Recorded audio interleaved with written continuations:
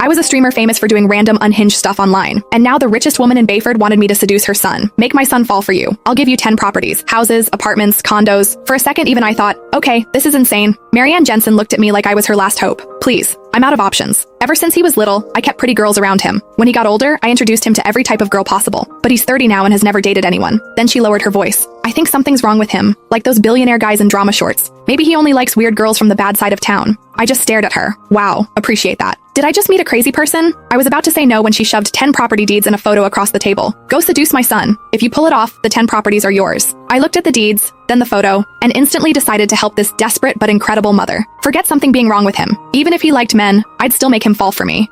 Thanks to Marianne pulling strings behind the scenes, I became the personal assistant to Jace Jensen, Bayford's golden boy. And the first thing he said when he saw me was, "How much did my mom pay you? I'll double it. Now get out." 2 months later, the job was over, but Jace stood there with red eyes crying. "How could you use me and throw me away? I don't care. You're taking responsibility for this. How much did my mom pay you? I'll double it. Now get out." I'd barely stepped into Jace's office before he threw that at me. Wow. We spawned straight into nightmare mode. No wonder he was the hardest guy in Bayford to crack. The second I thought about those 10 properties, my motivation came roaring back. Didn't matter how impossible he was. For 10 properties, I'd crawl through hell smiling. I pressed my lips together. "You already know your mom paid me to be here, so why waste money offering double?" Jace looked a little surprised by how direct I was and finally glanced up from behind his desk. That look practically screamed, "All right, let's see your game." I didn't care. I dropped onto the couch like I owned the place. "How about we help each other out? You pretend to be a little interested in me, I get paid and leave, and you get your mom off your back forever." His brows pulled together. Judging by his face, he was 2 seconds away from throwing me out again, so I cut him off first. "Relax. I'm professional. I'm not crossing any lines." I shrugged. "I'm here for the money, not for men." Jace nearly choked on my answer.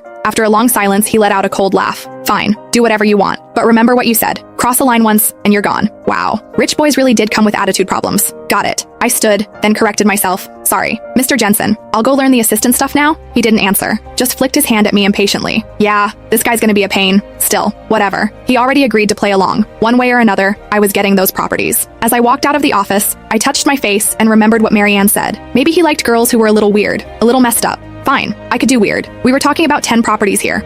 Pride wasn't worth that much. For real estate, my dignity could die peacefully. The secretary outside stood the second she saw me. "Ms. Shea, thank you for your effort. I'll walk you out." "Huh?" I blinked at her. "Why would I leave? I work here now." "Oh." She froze for half a second before fixing her expression. "Sorry, I'm Mr. Jensen's executive secretary, Lisa. I'll show you around and walk you through your duties." Lisa paused before adding, "As Mr. Jensen's private assistant, you'll handle his day-to-day needs during work hours. He's very particular about details. He hates being interrupted, and he especially hates unnecessary social interaction." Unnecessary social interaction? I caught that part instantly.